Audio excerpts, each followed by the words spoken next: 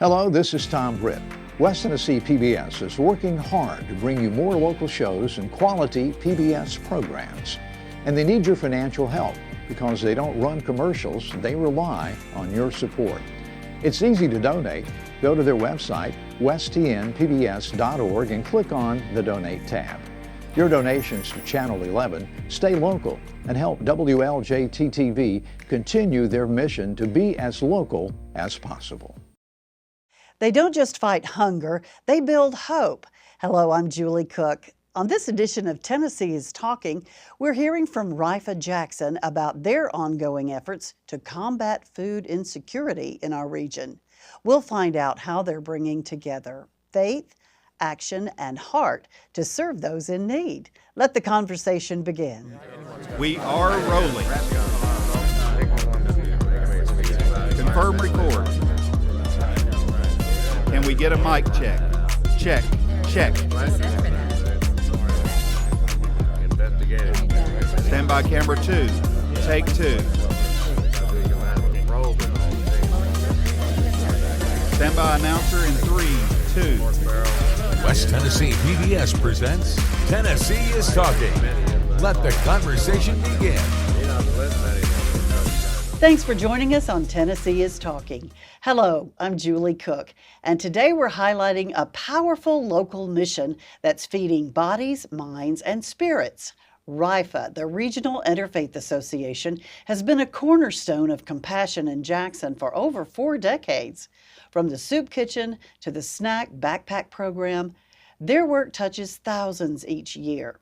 Joining us today is Denise Walton, the Director of Development of RIFA, and we thank you for being here. It's always a great pleasure to see you and hear about the amazing work that you all do. Thank you so much. I appreciate the opportunity. For those who don't really understand what RIFA does as far as food insecurity, because there's so many other services, but how do you, in what ways do you serve our homeless and those with food insecurity in the Jackson area? So RIFA has 8 different ministries that we feed our friends and neighbors right here in Jackson and throughout West Tennessee.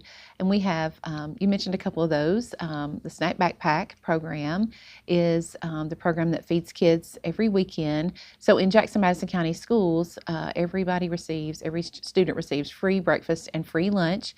And a lot of those kids go home on the weekend to no food, or maybe there's some food, but not enough for everyone in their home. And so on Fridays, we have around 1,000 snack backpacks of food. It's just a bag of food that has pop-top, kid-friendly, nutritious items that students can take home with them over the weekend. And we have volunteers that we work with who deliver those to every school, every elementary school here in Jackson. There are 14 elementary schools.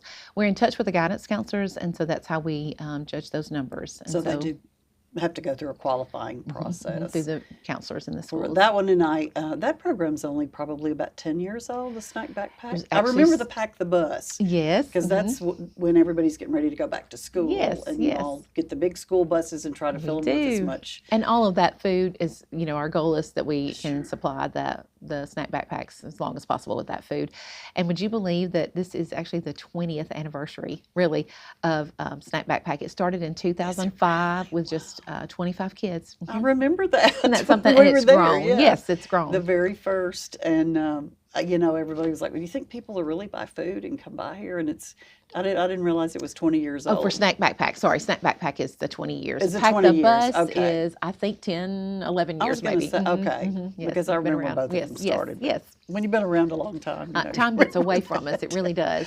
How do you all measure the amount of people between those 2 programs for the children and then the soup kitchen? And is there some kind of formula? I know it's hard to... Well, typically in the food bank world, it is by the number of meals distributed. And so last year, RIFA distributed around 590,000 meals through the 8 different ministries. So we talked about Snack Backpack, and of course we have the Bus Stop Cafe, which is again for children as well. That's the summer, so spring break, fall break, and then every day in summer break. The bus that's right out in front of RIFA, it's all multicolored, kind of kid-friendly looking. It travels around to 8 different areas in our city where food insecurity is the biggest problem for the people who. No, that's a newer Mhm. program. It hasn't It's just been a probably few years as around. well. That's It what I was is. And thinking.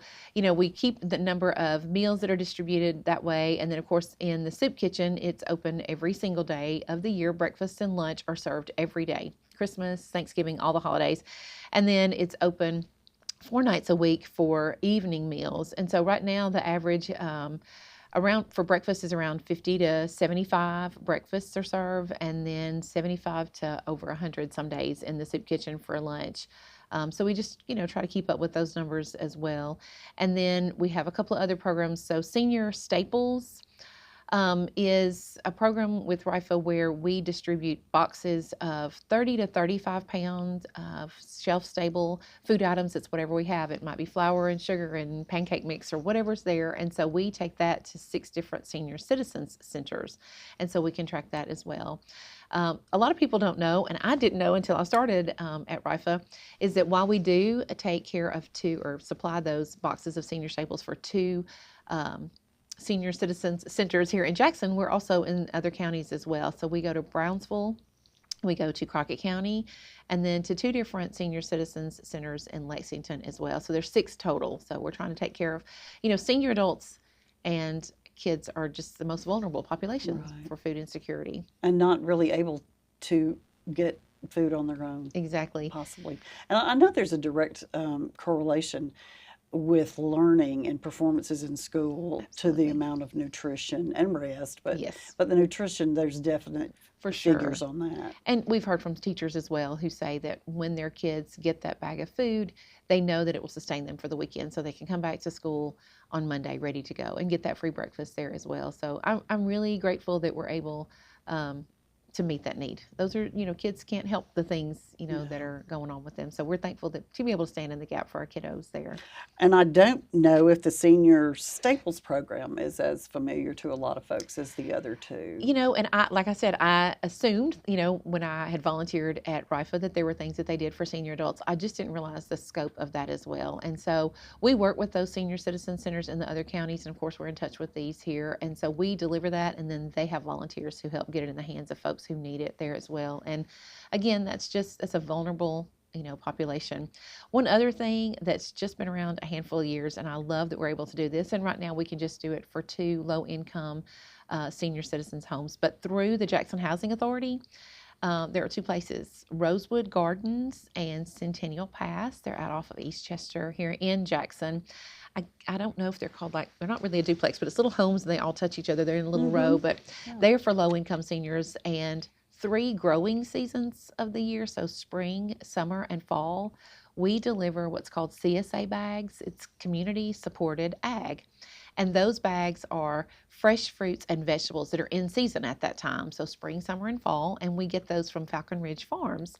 And then we're able, to deliver fresh vegetables and fruits. So it's for everyone in that complex. 4, each one. So we do that every other week. And it is, I'll tell you, that is a special day. It's on Wednesdays at 10. And of course, we take the bus or the truck, but we also have volunteers who come alongside with us. If you ever have time to volunteer, Julie, that's a special day. Those folks, it's all senior adults, they are waiting at the door. The visit means as much as the fresh fruits and vegetables, but again, that's an expensive thing that people on a fixed income, we just can barely afford food that. Prices Yes, aren't ma'am. really going down. No, they're not, particularly. How do you adjust for the rising cost of food? For what you all provide. Again, just through a lot of the events that we have precious donors who come alongside us every single day. There's 20 of us on staff, and we, of course, have these events. We do some local appeal letters. We are just grateful for the people who come alongside us, and there's just no way we could do it without people who come alongside us in the work.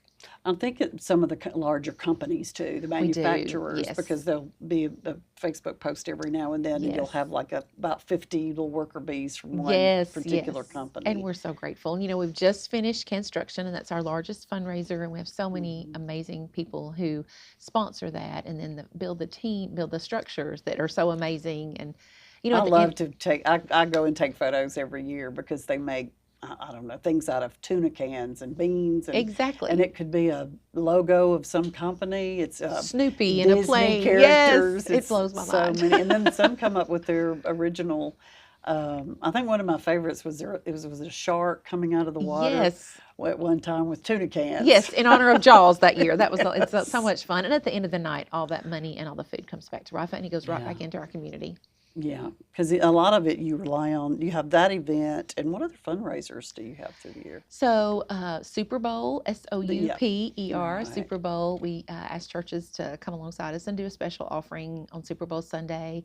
And then, of course, Pack the Bus and the Lolo Show is about to come up. You know, that's a big right. one. Yes. The tickets are probably may already be gone and added another show by now. Probably so. They go really quickly. Yeah, and because that started back in August. Was the first one I remember seeing. Yeah. Absolutely. I think she has announced that those tickets will be on sale, and they go quickly. They so do that's, sell out very quickly. We have a lot of sponsorships for that as well.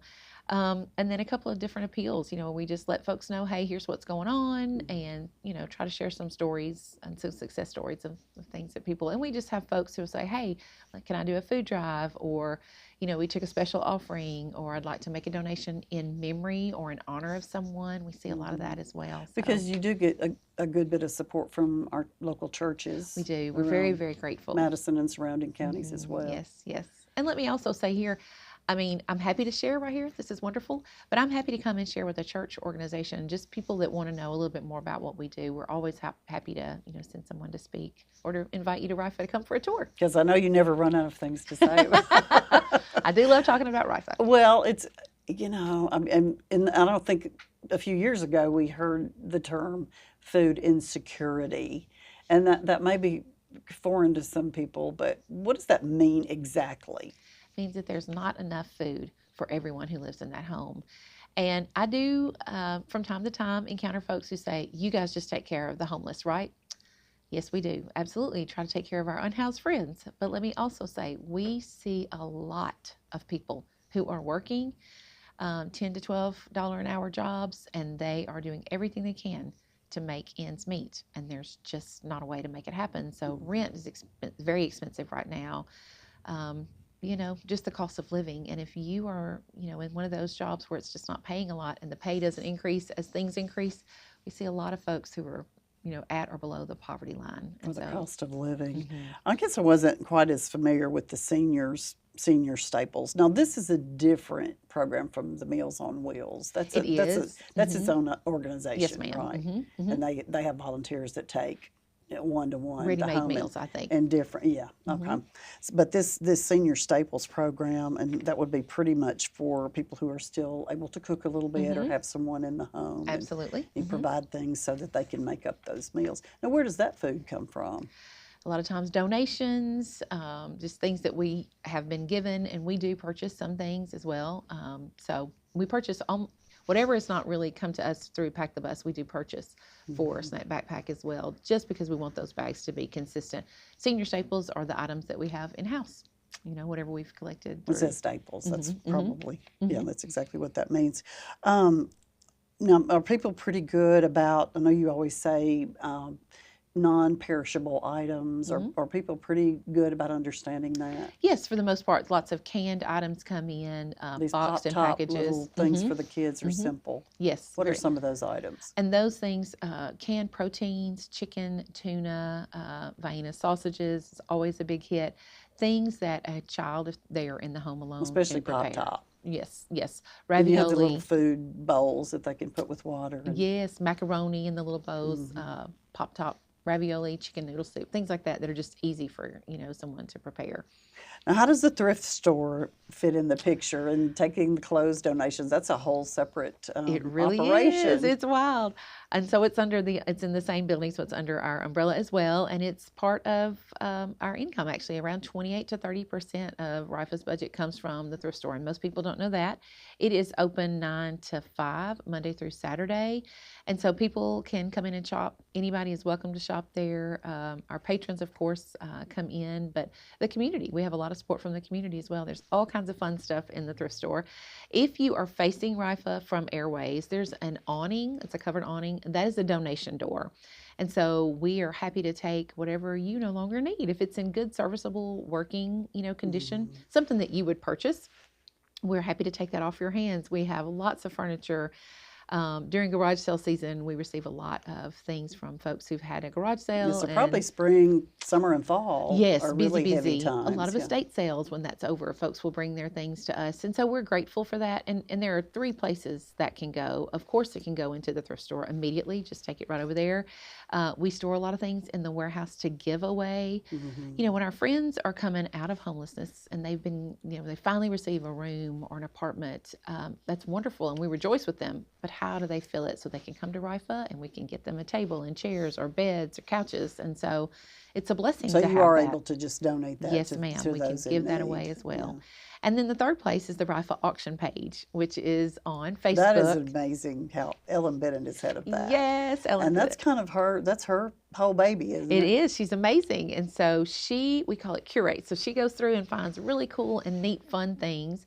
And either she knows the story or she can write a story, do some research, and then we have an auction every other week on the Facebook page, and it's happening this week.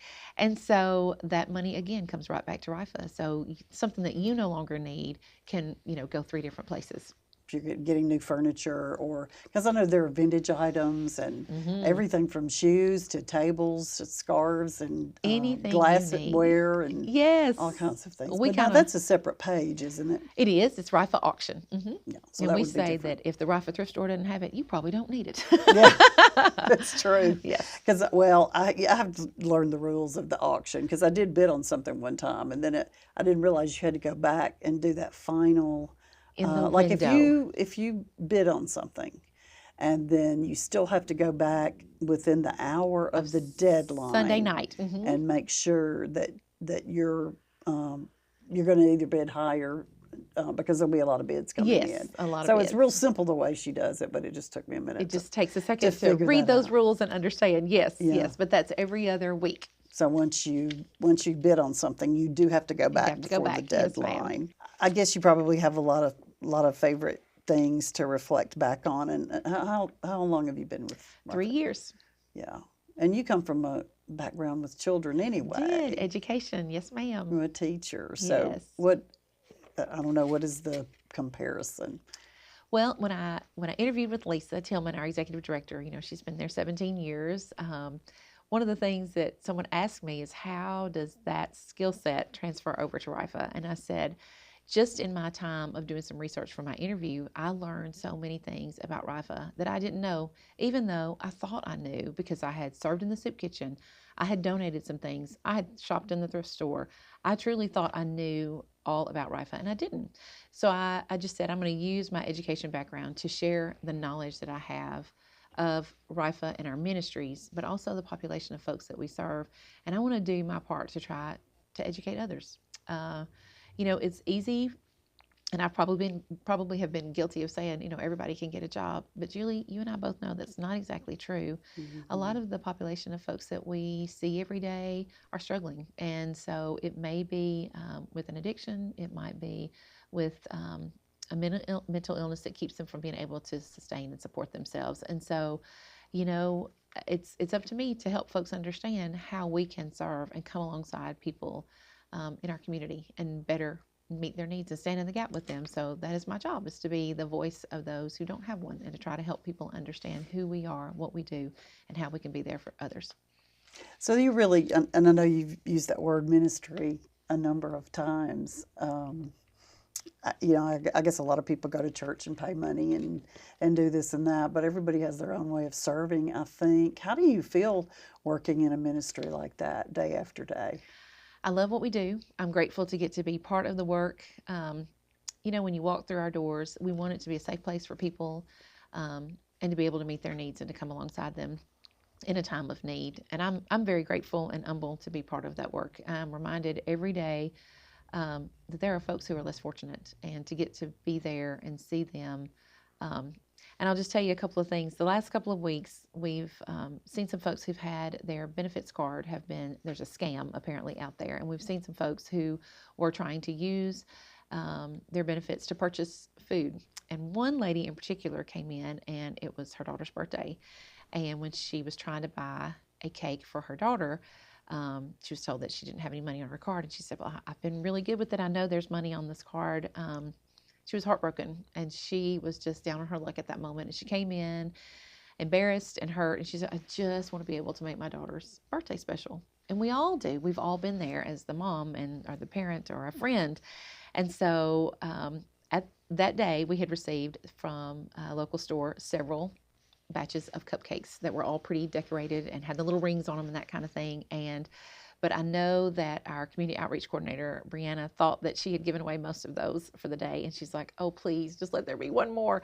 And she went in and she said, I looked around, and there in the very back corner of the refrigerator unit, there was one batch of cupcakes left. And she said, I just about cried. Of course, we all had a moment. We do a lot of crying at RIFA to be able to meet that need, to be able to meet that need and present that mom with that. And we had some children's books, so we were able to give her a book as well. And it just, for just a moment, transformed her life, that she was able to do what she wanted to do for her daughter. So and that's kind of your life every day. It is, very much, yes. Because I think you touched on something really important. I think people a lot of times look at homelessness like, get a job or whatever, but there's so many factors. You mentioned possible addiction, possible abandonment, possible some of the other factors that lead to homelessness. It's never a simple story. Exactly. Hardship falls on folks sometimes through no fault of their own, and so we just need to have some grace and have some mercy and come alongside. That's what we're supposed to do. Yes, ma'am. Isn't it? Come alongside people when we can.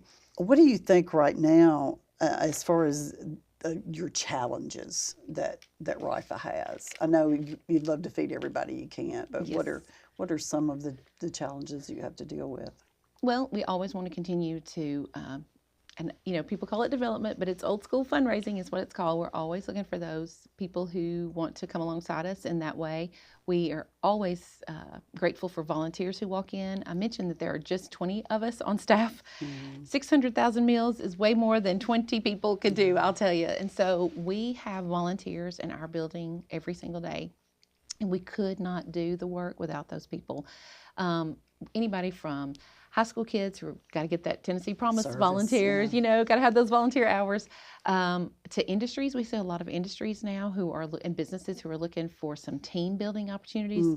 Hey, can we bring 8 people to RIFA to serve? Absolutely, you can. And so that is just the lifeblood. We had around 28,000 volunteer hours logged last year. Doesn't that blow your mind? 28,000 with only 365 days a year. Exactly. But you get them in pretty large numbers. I mean, you have to take at least probably 10 or a dozen people if they're really going to help it for a period or a day. And we see a lot of those groups. We had around 28 insurance agents who came in the other day from all over West Tennessee. That's amazing. They wanted to serve, and then sometimes we have just a couple of people who say, we just want to serve in the soup kitchen. Do you have a schedule? Absolutely, we do.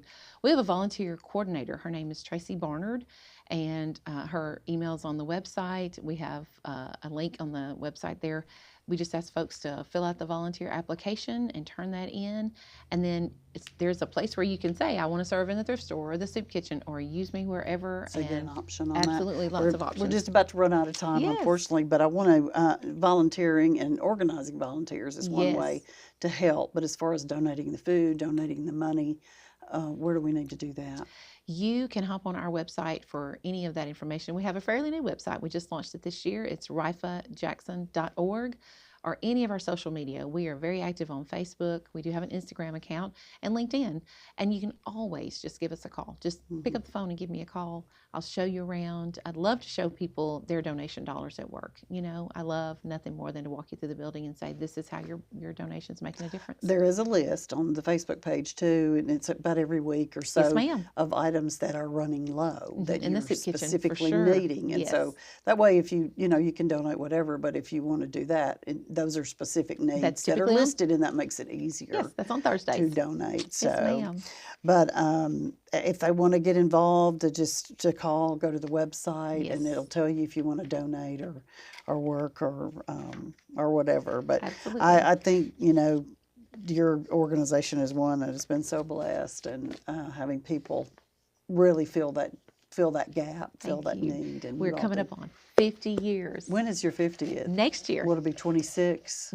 Yes, isn't that exciting? Yes, 50 So we'll have to get back together and see what all you have planned for that, because that is a tremendous accomplishment. I've seen this organization grow and grow and grow over the past about 20 years. Yeah. So it has been pretty amazing. Thank you so much. That is all the time that we have for today's conversation. Denise, thanks so much, my friend. It's always wonderful to see you sharing about RIFA's mission. If you want to rewatch this program or share it with a friend, remember you can stream this episode and all local Channel 11 programs anytime on the PBS app. You can also watch it on West Tennessee PBS YouTube channel and on westtnpbs.org. Keep the conversation going by following West Tennessee PBS on social media. Until next time, keep on talking, Tennessee. Do you have a topic you'd like to see discussed on a future episode of Tennessee is Talking? Maybe you want to be a guest and have something to talk about. Send your ideas to tnistalking@westtnpbs.org. Include all your contact information and let the conversation continue. When my parents left us their home, we weren't sure what to do with the property. Do you have land, residential, or commercial property you're not using? Donate it and support our station. You may even qualify for a sizable tax deduction. It feels good to be able to give back, and they would have loved that too. Your real estate donation can make a real impact. Call us toll-free or visit us online. What does being local mean to you? Hello, I'm Peter Knoll, the General Manager and CEO of Channel 11. For the West Tennessee PBS team, it means being as local as our funding allows. We don't sell commercials, we rely on your donations to bring you local programs and all PBS shows. Consider making a monthly donation to Channel 11 for just $12.50. For the cost of just one meal at a restaurant, you could help us be even more local. Donate today.